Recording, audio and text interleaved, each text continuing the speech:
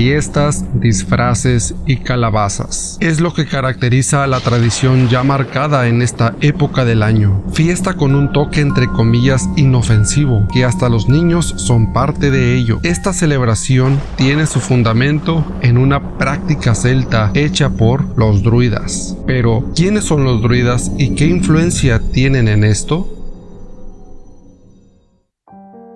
Los druidas eran personas de la clase sacerdotal en Gran Bretaña, Irlanda y posiblemente otras partes de Europa céltica y el Mediterráneo, desde antes de la Edad de Hierro. Se les consideraba como sabios, estando un escalón más arriba que los hombres en su relación con los dioses. Transmitían sus conocimientos de forma oral y su sabiduría no venía solo del estudio, sino que también de la práctica de la magia y adivinación.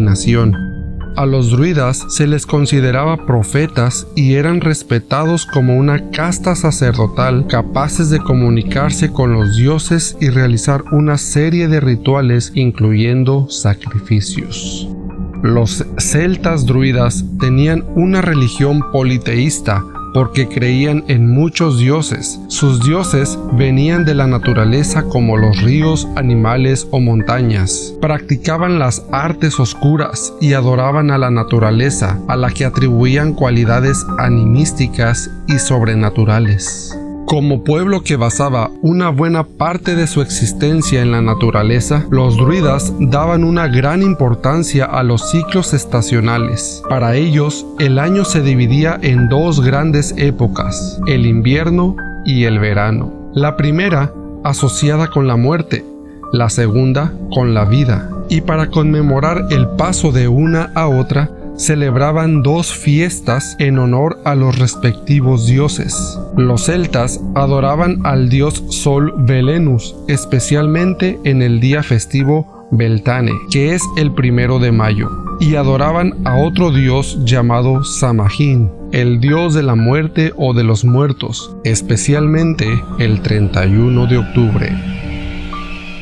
Los propios druidas consideraban a su civilización y al pueblo británico descendientes del dios de la muerte. Las creencias de los druidas afirmaban que en la noche del 31 de octubre, Samhain convocaba a los muertos para que pasasen al otro lado, es decir, del mundo de los fallecidos al de los vivos. Sin embargo, estos espíritus podían llegar al más acá de dos formas diferentes dependiendo de si habían sido buenos o malos los últimos meses de sus vidas. Si el dios consideraba que no habían cumplido con sus deberes, hacía que se reencarnasen en animales tras el ocaso. Por el contrario, aquellos que habían obrado acorde a lo que quería la deidad eran libres de visitar a sus familiares con su forma humana y pasar unas horas en sus antiguos hogares antes de regresar al limbo. Además, la noche del 31 era considerada especialmente esotérica por los druidas. Creían que el velo existente entre el presente, el pasado y el futuro caía, siendo esta la razón de que se considerase como el momento más propicio para todas las clases de artes mágicas, y en especial las adivinatorias y de predicción sobre el nuevo año. Durante las celebraciones, los celtas practicaban varios rituales. Uno de los más básicos era apagar todos los fuegos que hubiese encendidos en las casas con dos objetivos. El primero era evitar que los espíritus errantes o espíritus malvados entrasen en las viviendas al considerarlas frías. El segundo, simbolizar la llegada de la estación muerta y oscura del año. De esta forma, los diferentes pueblos se quedaban totalmente a oscuras y solo eran iluminados por una cosa: las hogueras gigantescas que los druidas encendían en las colinas. Se cree que el Stonehenge, un monumento construido con piedras y que se encuentra en el condado de Wiltshire en Inglaterra, fue construido bajo la supervisión de los druidas para la realización de sus rituales. Estas fogatas eran encendidas con todo tipo de objetos que los jóvenes reunían en los días previos a la celebración del Samhain. ¿Cómo lo hacían? Mediante una tradición que se mantiene en la actualidad. pidiendo materiales de casa en casa para la gran hoguera.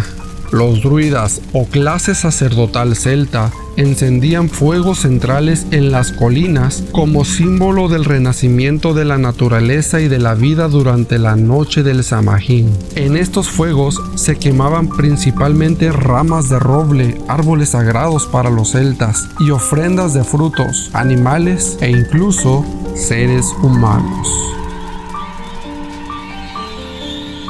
Los fuegos eran un elemento central de la celebración, pues se creía que con ellos se lograba espantar a los espíritus malignos que, enfadados por haber sido castigados por el dios de la muerte, se dedicaban a hacer tretas a los vivos. La gente se ponía grotescas máscaras y danzaba alrededor de la fogata, pretendiendo que eran perseguidos por los malos espíritus. Las gigantescas fogatas y las máscaras no era lo único que primaba durante la festividad. Además de todo ello, esta fiesta era considerada un momento propicio para pedir por los espíritus de los fallecidos y para practicar la magia y las artes adivinatorias.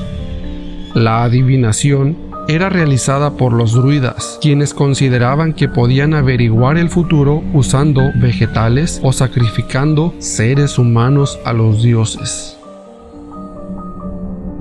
Los escritores grecorromanos hicieron con frecuencia referencia a los druidas como practicantes de sacrificios humanos, por lo que los consideraban bárbaros. Los reportes acerca de los sacrificios druidas se encuentran en los trabajos de Marco Anneo Lucano, Julio César, Suetonio y Cicerón. Julio César señaló que el sacrificio se hacía principalmente con criminales, pero algunas veces también se utilizaba a inocentes. Estos eran quemados vivos dentro de un gran muñeco de madera, ahora conocido como el hombre de mimbre. Diodoro Sículo aseveró que para que un sacrificio fuera aceptado por los dioses celtas tenía que ser realizado por un druida, pues estos eran los intermediarios entre las personas y los dioses. Diodoro escribió lo siguiente: esos hombres predicen el futuro observando el viento, los cantos de las aves y por medio de sacrificios de animales sagrados. Todas las peticiones de la sociedad están bajo su autoridad y en cuestiones muy importantes ellos preparan una víctima humana. Al hundir una daga en su pecho, observando la dirección en que desfallece, en que se convulsionan sus extremidades y en que brota su sangre, ellos son capaces de leer el futuro. Los druidas ofrecían a la luna 2 toros en sacrificio, los cuales tenían sus cuernos vendados. El druida, vestido con una túnica blanca, subía a cortar una rama de muérdago con una hoz de oro, y tras entregársela a otros druidas igualmente vestidos, se sacrificaba a los toros para ofrecerlos como ofrenda a los dioses. Al día siguiente del 31, en las cenizas y restos de huesos calcinados de humanos y animales, los druidas leían el futuro de la comunidad en el nuevo año que comenzaba. Con el paso de los años, tras la conquista de la Iglesia Católica Romana sobre Europa, intentaron mezclar la tradición pagana con el catolicismo. Así fue como en el año 610 el Papa Bonifacio IV instauró la fiesta de los mártires cristianos el 13 de mayo. Esta medida no tuvo mucho éxito, por lo que en el siglo VIII después de Cristo, el Papa Gregorio III implantó la fiesta de los mártires cristianos el día 1 de noviembre, haciéndola coincidir de esta forma con la fecha de la celebración del Samhain druida. Y más adelante, el Papa Gregorio IV amplió esta celebración a todos los santos del panteón cristiano. En esos años fue cuando se cambió el nombre del festival a All Hallows Eve, que significa Víspera de Todos los Santos. Esta celebridad fue traída al continente americano y adoptada principalmente en Estados Unidos en la colonización, donde se derivó posteriormente el término Halloween.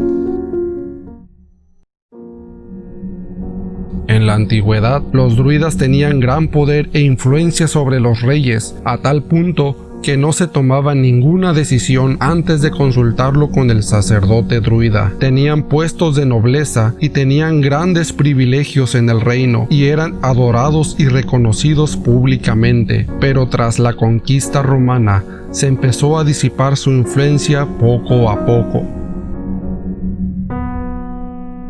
En la actualidad se tienen registros policíacos de más casos de desaparición de hombres, mujeres y niños en la fecha del 31 de octubre.